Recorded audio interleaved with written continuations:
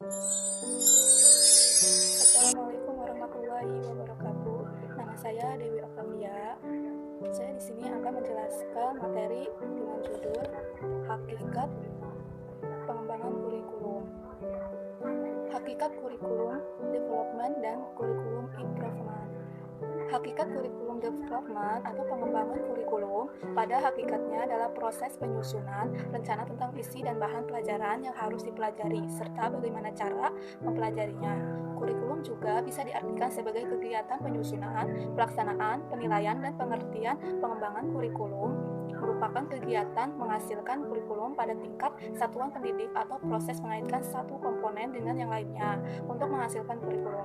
Pengembangan penyempurnaan yang secara langsung ataupun tidak langsung memiliki kepentingan dengan keberadaan pendidikan yang dirancang, yaitu mulai dari ahli pendidikan, ahli bidang studi, guru, siswa, pejabat pendidikan, para praktisi, maupun tokoh panutan atau anggota masyarakat yang lainnya.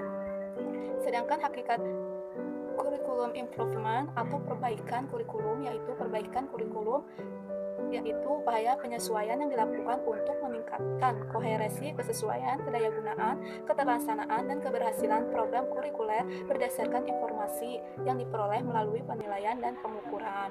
Perbaikan kurikulum adalah suatu keharusan bagi seorang guru profesional. Perbaikan ini sangat dilakukan karena kondisi pembelajaran di setiap kelas, di setiap level tidaklah sama. Metode belajar inquiry mungkin cocok untuk kelas A, tetapi belum tentu cocok untuk kelas B. Guru harus tanggap terhadap situasi dan kondisi belajar siswa. Guru harus siap mengadakan perbaikan atau revisi terhadap kurikulum yang dia rancang apabila terjadi tidak cocok dengan situasi dan kondisi di kelas. Dengan demikian, kurikulum tersebut akan tetap up to date atau relevan dengan kondisi siswa di kelas. Jadi, hakikat kurikulum yaitu hakikat pengembangan kurikulum dan perbaikan kurikulum merupakan istilah yang mirip tetapi tidak sama. Pengembangan kurikulum merupakan istilah yang lebih komprehensif, di dalamnya termasuk perencanaan, penerapan, dan evaluasi serta berimplikasi pada perubahan dan perbaikan. Sedangkan perbaikan kurikulum sering bersinonim dengan pengembangan kurikulum, walaupun beberapa kasus perubahan dipandang sebagai hasil dari pengembangan.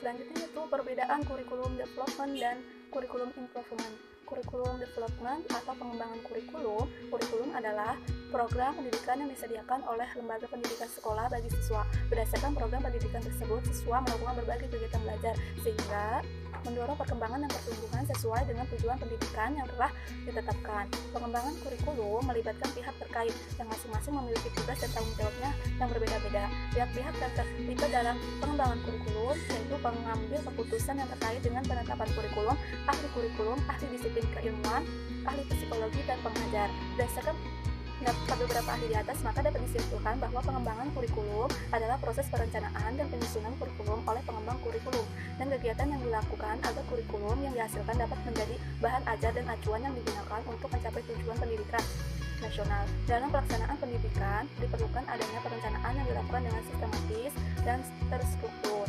Sedangkan perbaikan kurikulum yaitu kurikulum tak dapat diutamakan hanya satu aspek saja, akan tetapi semua aspek anak, masyarakat, maupun pengetahuan secara berimbang.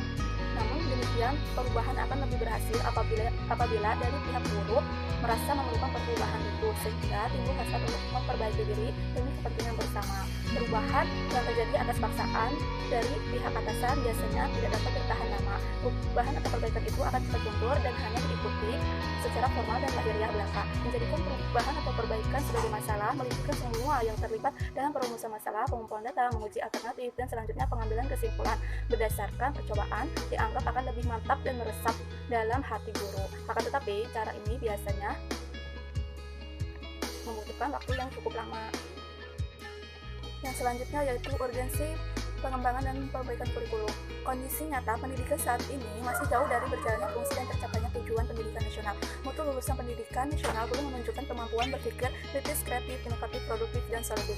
Kepribadian mereka juga belum seutuh dan sekokoh yang diinginkan. Kurang memiliki kepekaan sosial budaya, rendah rasa kebangsaan, dan rendah kesadaran globalnya. Kurang memiliki kepekaan sosial budaya, rendahnya rasa kebangsaan, dan rendah kesadaran globalnya, maka lulusan dengan mutu rendah seperti ini pasti kurang mampu dalam memberi kontribusi pada pemenuhan kebutuhan hidup bermartabat pada tingkat lokal, nasional, regional, dan internasional, meskipun bangsa ini memiliki SDM yang melimpah.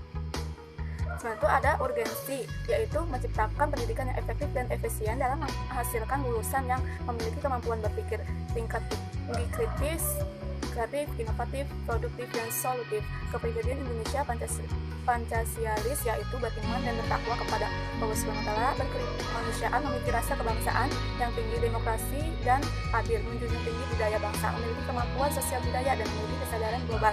Lulusan yang demikian akan mampu berkontribusi kepada upaya untuk memenuhi kebutuhan kehidupan bangsa yang bermartabat pada tingkat lokal, nasional, regional, dan internasional.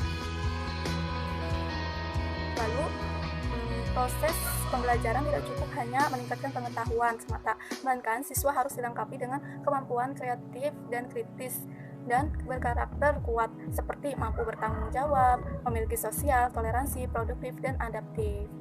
Di samping itu, didukung pula dengan kemampuan memanfaatkan informasi dan berkomunikasi. Yang selanjutnya itu langkah-langkah pengembangan kurikulum. Menurut Hidataba, yaitu 1.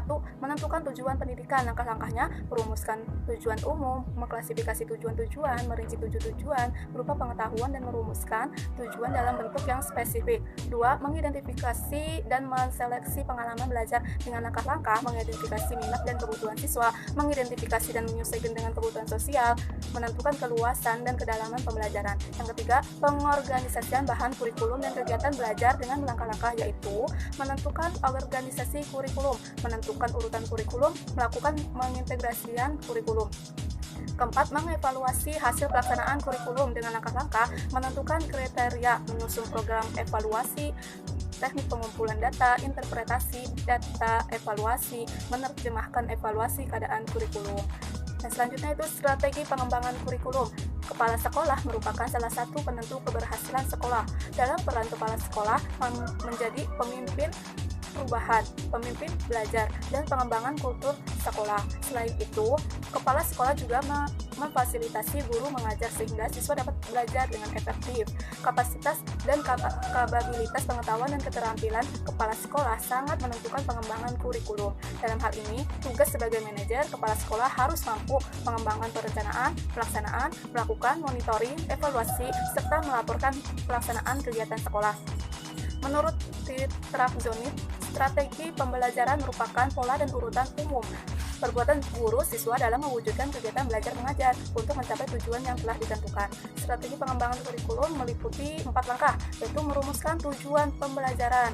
Tujuan pembelajaran dirumuskan melalui 3 tahap. Pertama, dalam merumuskan tujuan harus memahami 3 sumber, yaitu siswa, masyarakat, dan konten.